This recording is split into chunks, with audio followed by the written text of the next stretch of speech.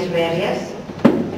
Εγώ δεν ξέρω να εκφωνώ, ξέρετε, τα αξιώματα, οπότε όλους μαζί σας προσφωνώ. Καλωσορίσατε στην αναβίωση του Εθίμου της Βαρβάρας.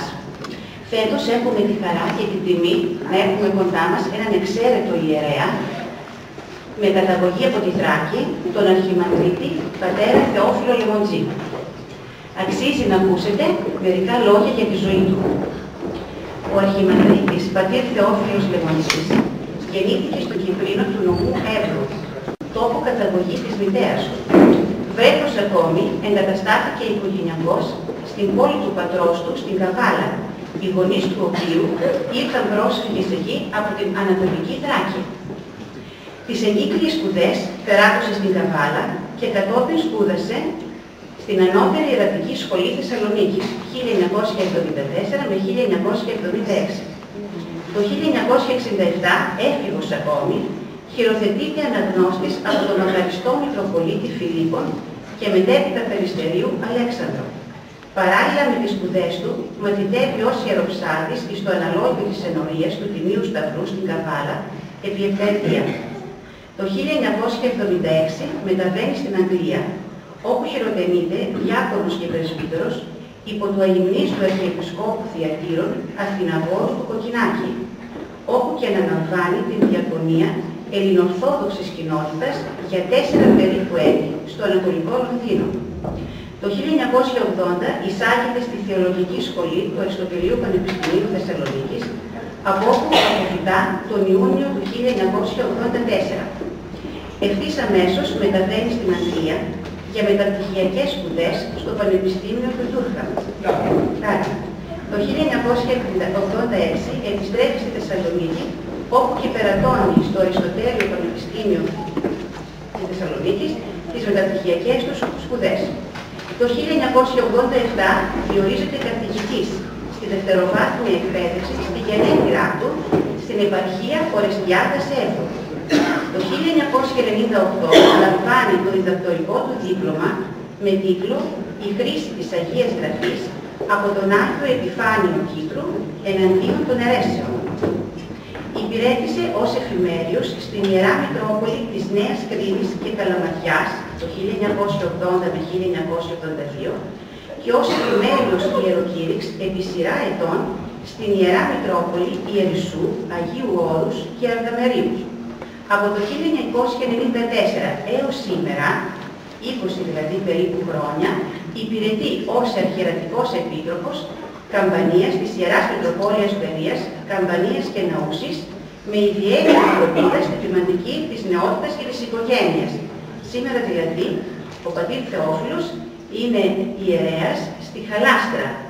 Συμπληρώνει, όπως μας είπε, τα 20 χρόνια, από το 1994. Αρθρογραφεί στο περιοδικό της Ιεράς Μητροπόλεως Βερίας Παύλος Λόγος. Είναι μόνιμος εκπρόσωπος της Ιεράς Μητροπόλεως Βερίας στα αντιαιρετικά συνέδρια που διοργανώνει η Ιερά Σύνοδος της Εκκλησίας της Ελλάδος κάθε έτος σε διάφορες πόλεις της πατρίδας μας. Διδάσκει στις σχολές γονέων και κηδεμόνων της τοπικής εκκλησίας και ομιλεί στο τοπικό εκκλησιαστικό ραδιόφωνο Παύλος Λόγος κάθε Παρασκευή στις 10 και 4 με τίτλο Αντιαιρετικός Λόγος. έχει παρουσιάσει αξιόλογη συγγραφική δράση. Ένα από τα βιβλία του αναφέρεται και στη γενέτειρά του Θράκη και φέρει τον τίτλο «Θράκη, πανόραμα ιστορίας και πολιτισμού, αναζήτηση στο παρελθόν, προοπτικές για το μέλλον». Έχει εκδώσει μέχρι σήμερα 10 θεολογικές και ιστορικές μελέτες. Το τελευταίο βιβλίο του πρόσφατα το έχει εκδώσει και λέγεται «Οικονομική κρίση και χριστιανικό ήθος». Σήμερα το παρουσιάζουμε για πρώτη φορά, έτσι πάτερ, και μας το δίνει όποιος θέλει να το αγοράσει με 7 ευρώ. Είναι τιμή προσφοράς. Είναι ένα βιβλίο το οποίο στην περίοδο της κρίσης θα μας βοηθήσει να δούμε με άλλο μάτι όλα αυτά που μας συμβαίνουν γύρω μας. Ευχαριστούμε πάρα πολύ, Πάτερ, που είστε κοντά μας και θέλουμε να σας ακούσουμε με μεγάλη χαρά.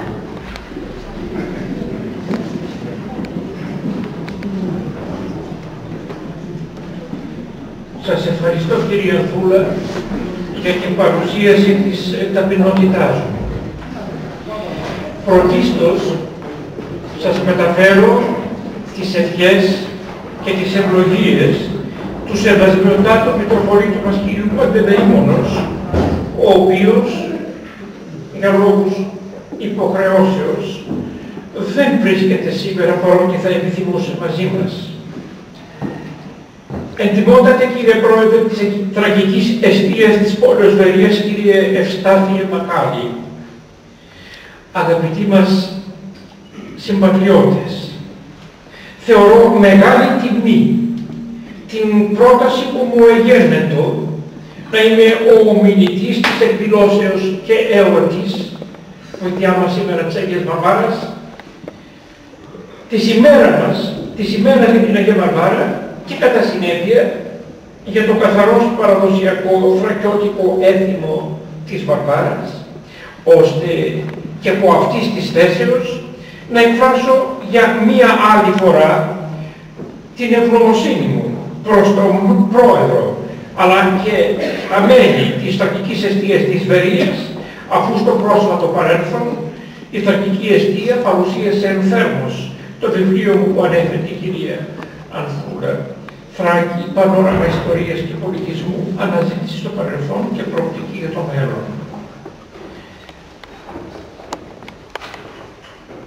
Αν και έχουν υποθεί, αγαπητοί μας, τόσα πράγματα που ίσως να έχει εξαντληθεί το όλο θέμα του εθίμου της Βαρβάρας, εντούτοις πιστεύω ότι και η υπενθύμηση και μόνο της ιστορίας του εθίμου με κάποια καινούργια ίσως στοιχεία είναι πολύτιμη για να ζει στη μνήμη μας και να ξαναζωντανεύει το χθες στην πραγματοποίηση της παραδόσης του εθίμου σήμερα. Παράδοση. Μια λέξη η οποία εκδηλώνει και έκφραση πίστεως σε αυτή. Το δούμε λίγο έτσι πολύ περιληπτικά. Η Εκκλησία μας ζει και πορεύεται εκτός από την βασική πηγή της πίστεώς μας που είναι η Αγία Γραφή, με την γραπτή και προφορική παράδοση. Αν οι Απόστολοι δεν άφηναν γραπτά κείμενα, ποιος θα μας παρέδιδε εγγυημένα την ούτως ή άλλως προφορική διδασκαλία του Χριστού? Δηλαδή όσα είπε ο Χριστός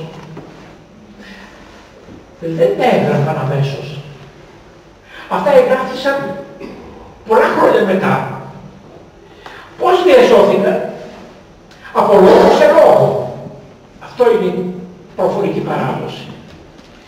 Πριν οριστικοποιηθεί ο κανόνας της Καινής Διαθήκης, που έχουμε την Αγία Γραφή του Καινή Διαθήκη, ο κανόνας έτσι λέγεται, στην αυθεντία, τίνος στηριζόταν η Εκκλησία? Ασφαλώς στην προφορική παράδοση.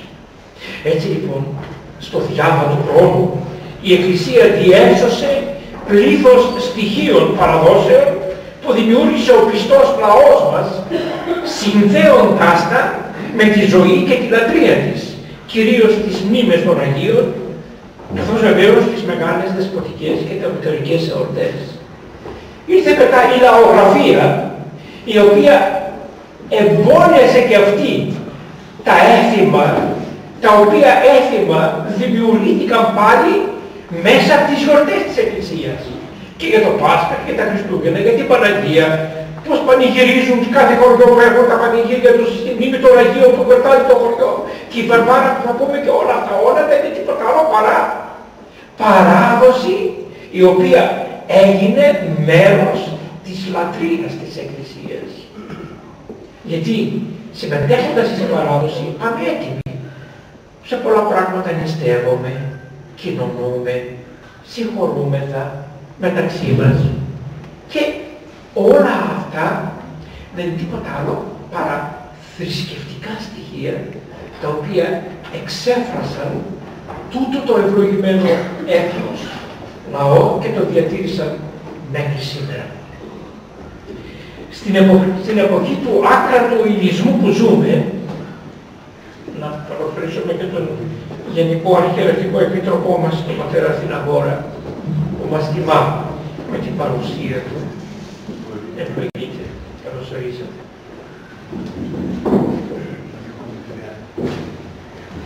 Βεβαίως στην αρχή, Άγιε Γενική Αρχιερατικέ, μετέφερα και τις ευχές του σεβασμιωτάς Μητροπολίτου μας και σας ενημερώνω και γι' αυτό.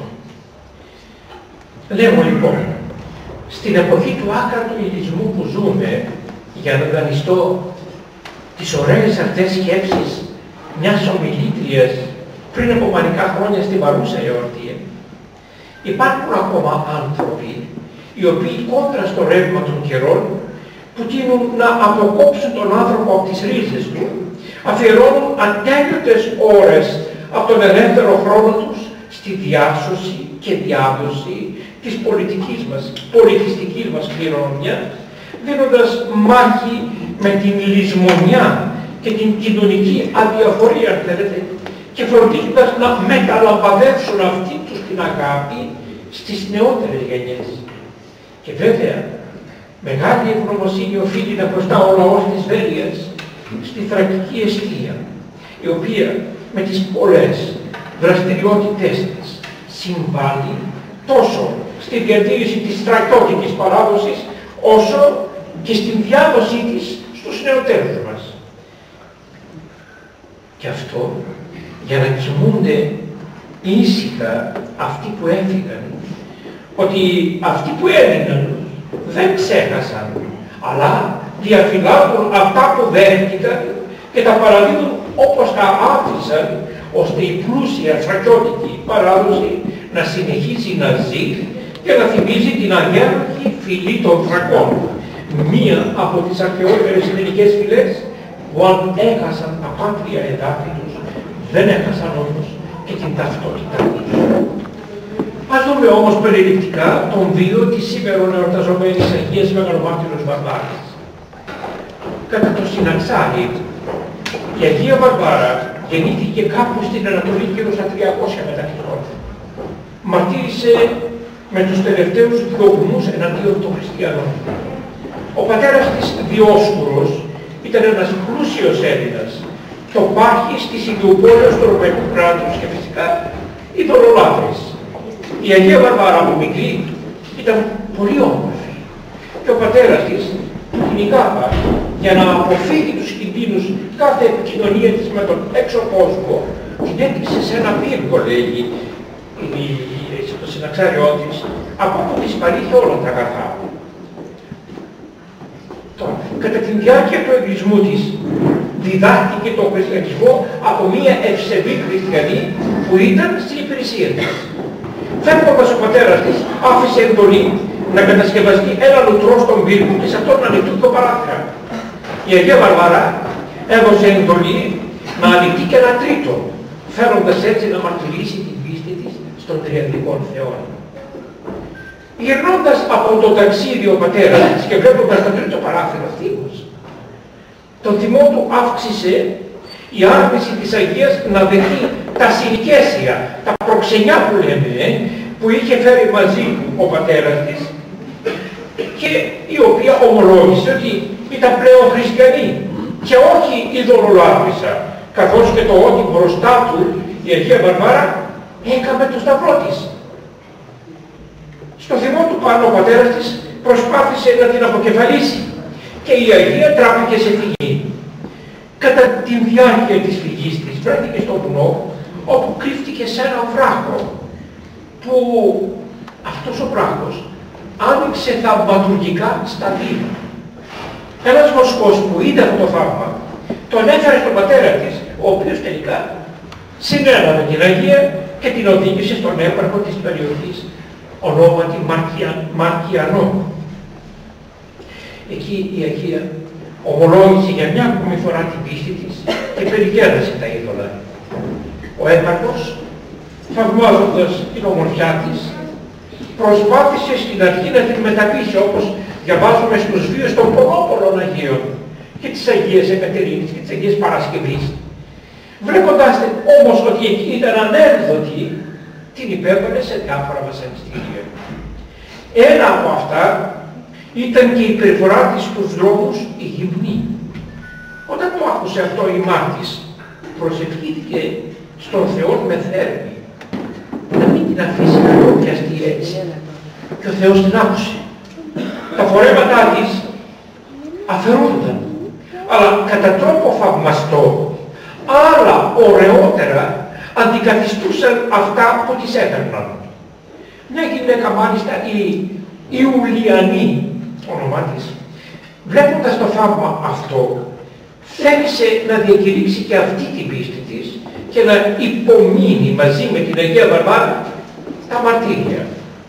Έτσι και έγινε, έως όπου ο έπαρχος διατάξει τον αποκεφαλισμό και των δύο γυναικών. Ο πατέρας της Αγίας Βαρβάρας θέλησε να εκτελέσει με τα δικά του τα ίδια χέρια την εντολή του έπαρχου και έτσι η Αγία Βαρβάρα παρέδωσε το πνεύμα της στον Ιησού Χριστό μετά τον αποκεφαλισμό της, δυστυχώς, από τον ίδιο της τον πατέρα. Η Ιουλιανή της Νικομίδειας μαρτύρησε μαζί με την Αγία Βαρβάρα και τιμάται και αυτή ως Αγία. Κατά την παράδοση, ενώ το ξύφος του πατέρα της έκοβε το κεφάλι της, η Θεία Δίκη με μορφή κεραυνού έκαψε τον άσπρο πατέρα. Αυτόν τον τιμωρό κεραυνό συμβολίζουν τα πυρά του πυροβολικού μας, που έχουν ως προστάτηλα την Αγία Βαρβάρα και για τον λόγο αυτό καθιερώθηκε προστάτηλά του το 1829. Μάλιστα προς τιμήν της προσφέρονται και ροκουμάδες, επειδή μοιάζουν με τα τότε σφαιρικά πλήματα των πυροβόλων. Η λατρεία της Αγίας Βαρβάρας είναι απλωμένη από παλιά σε ολόκληρη την Ελλάδα, είναι εθιμική, μπορεί να πει κάποιος δυσιδαιμονική, γιατί έχει παγανιστικά στοιχεία. Κατά άλλους λαογράφους συνδέεται με την λατρεία της αρχαίας κοροτρόφου θεάς Εκάτης. Να κάνουμε μια μετεπαρένθεση για να σας πω ότι πάρα πολλά έθιμα τα βρήκε ο χριστιανισμός από εκδηλώσεις που εγίνονται προς τιμή διαφόρων θεοτήτων, ειδόλων ή θεών, Ολυμπίων κλπ. Που κατασκεύασε ο ανθρώπινος νους. Όχι όλα, μερικά από αυτά μπόρεσε στη χριστιανική παράδοση και έδωσε χριστιανικό συμβολισμό. Δηλαδή, οι Έλληνες πίστευαν πως η Εκάτη ως ενωδία, η τριωδίτης θεά, ήταν εγκατεστημένη στα τρίστρατα, όπου προς το βράδυ, τις τελευταίες ημέρες του μήνα, όταν δηλαδή άρχιζε η νέα σελήνη, τοποθετούσαν πάνω στους βωμούς και κάτω από τα γάμματα τροφές για αυτή τη θεά, την Εκάτη, τα λεγόμενα εκατέα, ή τον δείπνο της Εκάτης, Εκάτης δείπνων, λένε τα γραφεία μας. Αν λάβουμε υπόψη ότι αυτός ο τρόπος ετοιμασίας και έκθεσης των προσφορών στην Αγία Βαρβάρα συναντάται ιδιαίτερα στη Μικρά Ασία και ότι η λατρεία της Εκάτης επικρατούσε κυρίως εκεί,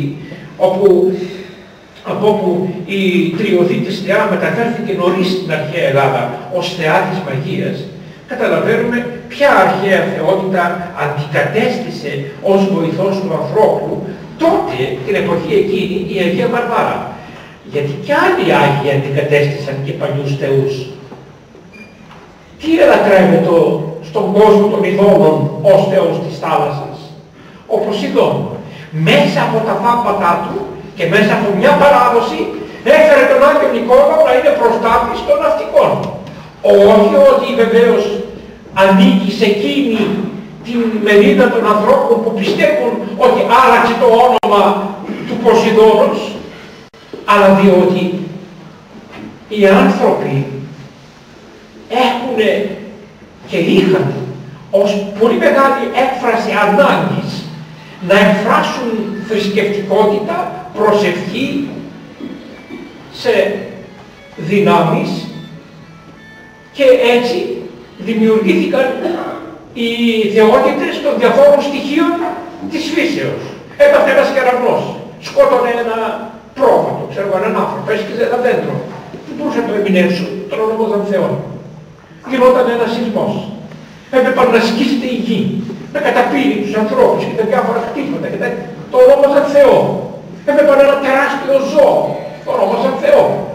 Όλα αυτά έφυγαν και στη θέση τους ήρθε η αλήθεια της γνώσεως, της παρουσίας του ενός Θεού, πρώτα με την παρουσία του Υιού του Θεού, της αρκώσεως του Θεού Λόγου του Ιησού Χριστού, και μετέπειτα με την διάδοση του Ευαγγελίου από τους Αποστόλους μέχρι σήμερα, με την Εκκλησία μας, η κυβωτός της σωτηρίας μας, μέσα στην οποία εντασσόμεθα ως ζωντανά μέλη της και έτσι σωζόμεθα.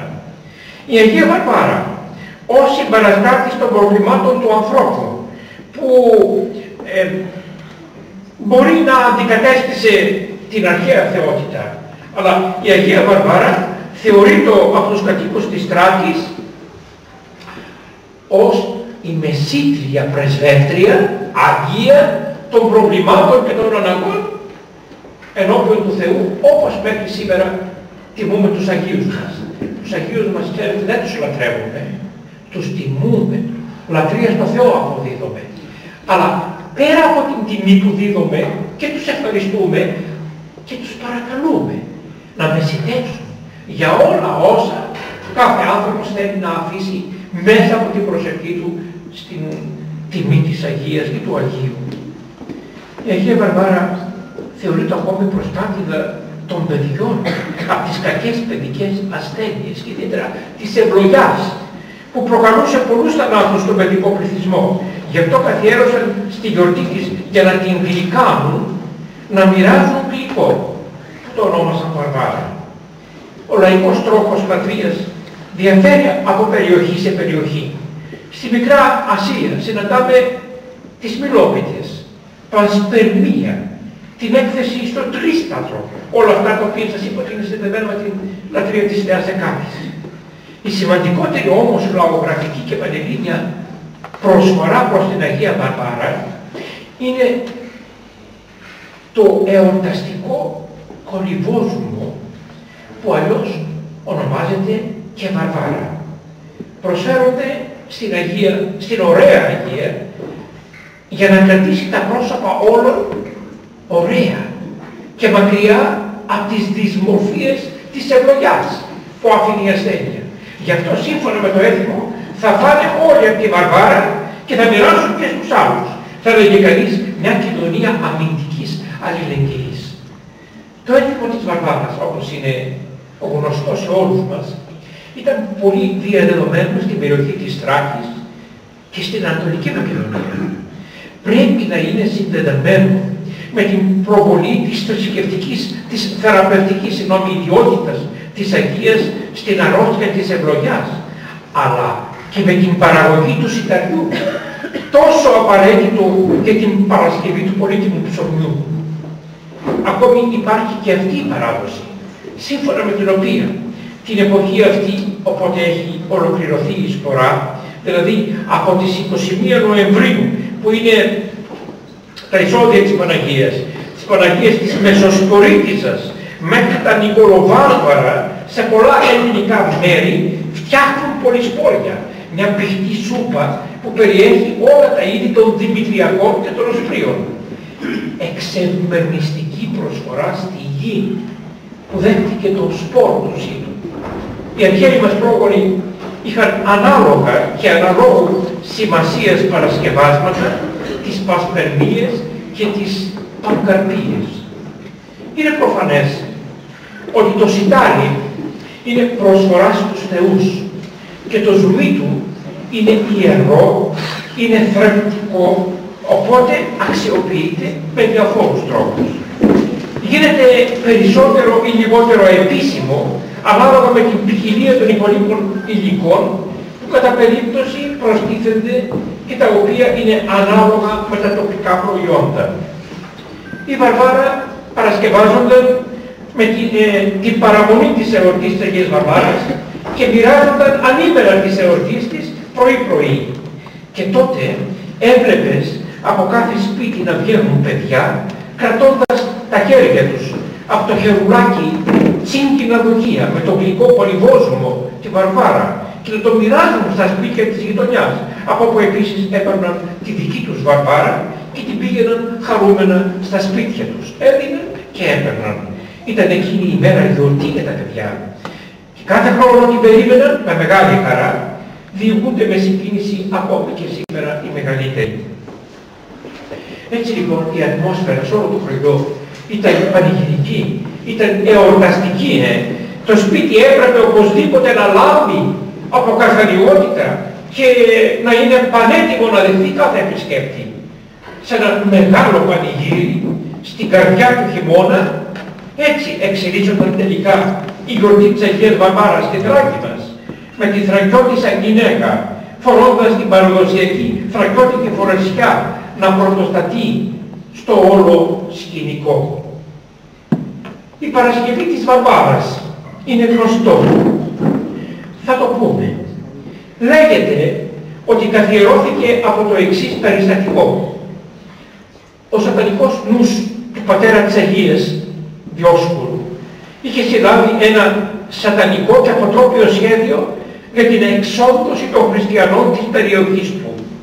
Κάλεσε λοιπόν όλους τους αρτοποιούς της περιοχής του και τους έδωσε εντολή να βάλουν δηλητήριο στο ψωμί που θα παρασκεύαζαν και πολιτές τροφίμων, στα τρόφιμα που πουλούσαν να βάζαν και αυτοί δηλητήριο. Το μυστικό όμως αυτό το έμαθε η Αγία Βαρβάρα και ειδοποίησε τους χριστιανούς να μην αγοράσουν μήτε ψωμί, μήτε τρόφιμα και να περάσουν με τα υπολείμματα που είχαν στα σπίτια τους. Έτσι, κάθε χριστιανική οικογένεια μαγείρεψε ό,τι πρόχειρο της βρέθηκε στο σπίτι. Επειδή όμως τα τρόφιμα που τους είχαν απομείνει ήταν πολύ λίγα και κάθε είδος από μόνο του δεν έφερε για μια σωστή μαγειριά, έβαλαν στην κατσαρόλα λίγο απ' όλα. Δηλαδή, λίγο σιτάρι, μερικά φασόλια, κουκιά, σταφίδες και ό,τι άλλο σχετικό είχαν και όλα μαζί τα μαγείρεψαν.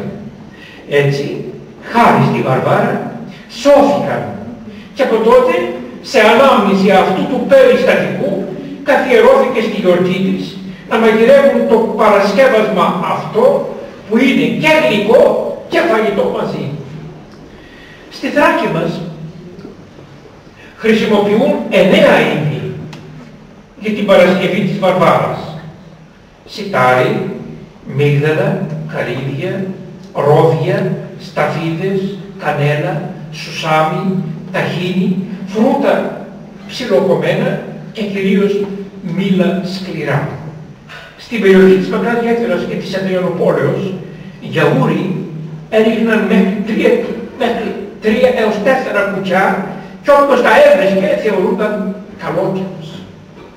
Επιπλέον, ο λαός μας συνέδεσε την ημέρα της γιορτής της Αγίας Βαρβάρας και με τον ερχομό του χειμώνα, αλλά και με το κρύο που όλο και δυναμώνει.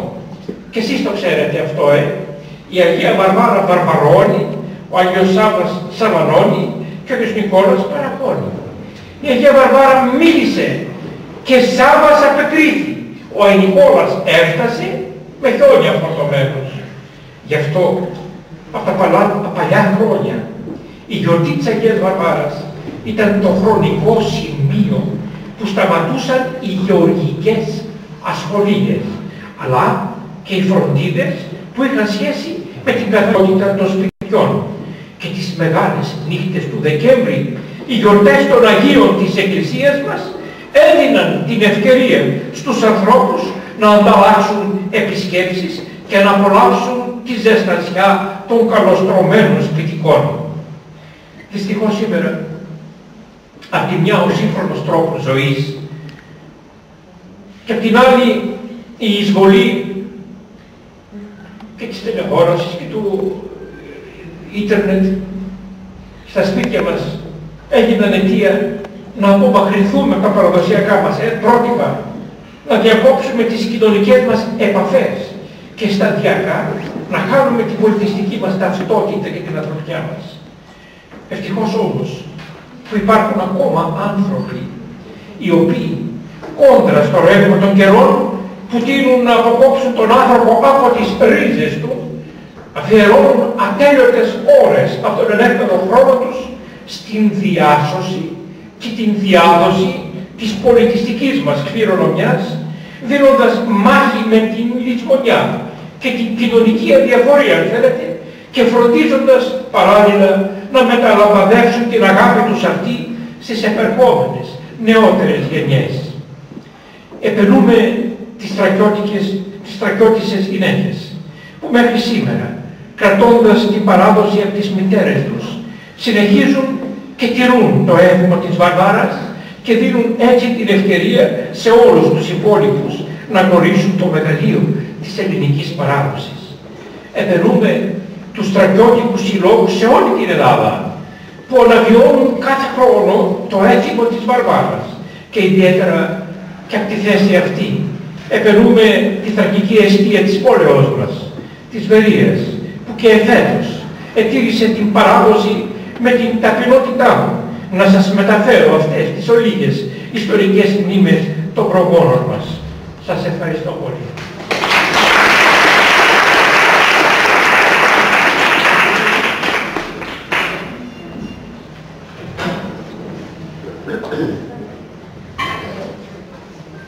Ευχαριστούμε τον πατέρα Θεόφιλο Λεμοντζή και ευχαριστούμε τον πατέρα Αθηναγόρα που βρίσκεται μαζί μας.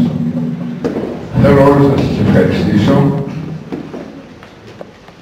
που ήσασταν εδώ και ακούσατε με τόση θέρμη όλα αυτά τα οποία είπε ο πατέρας Λεμοντζής. Τώρα ήρθε η ώρα να γευτούμε και την Βαρβάρα, την οποία την κατασκεύασαν η κυρία Μέρη Τέτου, η κυρία Παπαδάκη Μαρία και η κυρία Ιλωρίδου Έλλη. Και τις ευχαριστούμε πολύ.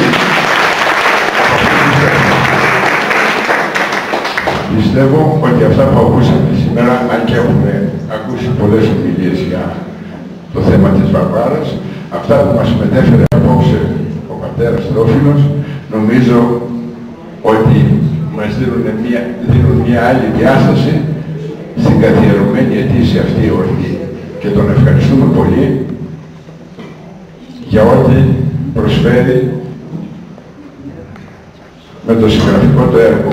Και επίσης, όσοι θέλετε, μπορείτε να προμηθευτείτε το βιβλίο του πατέρα Θεόφιλου από το Βαγγέλη που θα είναι πέρα και το δίνει σε τιμή προσφοράς 7 ευρώ.